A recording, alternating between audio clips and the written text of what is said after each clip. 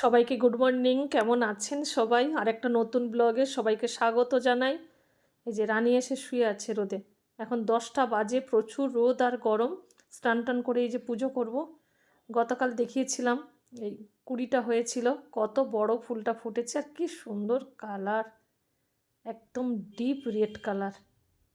কয়েকটা সাদা জবাও ফুটেছে। গাছগুলো খুব সুন্দর হয়েছে। এই যে কয়েকদিন আগে খোল জল দিয়েছিলাম, এই জন্য ফুল প্রচুর ফুটছে। আর এই গরমের সময় প্রচুর জবা ফুল ফুটে। এগুলো সব আমার বেল ফুলের গাছ, কি সুন্দর কুঁড়ি হয়েছে, একদম গাছ ভরে যায় ফুলে। একটা ফুলও ফুটেছে, কি সুন্দর গন্ধ বেল ফুলের।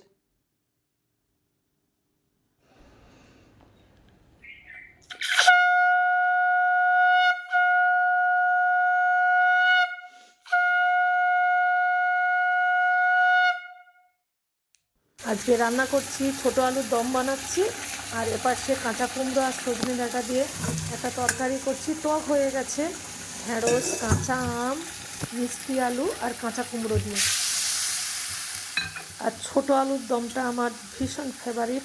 সপ্তাহে মোটামুটি 2-3 দিন আমি রান্না করি। আমাকে অনেকেই বলে যে তুমি কি এত ভালোবাসো ছোটো আলুর দম? আমি ভীষণ ভালোবাসি ছোটো আলুর দম খেতে, ছোটো আলুকে ভাজা করতে, চাকা চাকা করে ভাজা খেতে ভীষণ ভালোবাসি আমি। রানীকে এই বোলটা গতকাল ভ্যাকসিন দিতে গিয়ে আমি কিনে দিয়েছিলাম।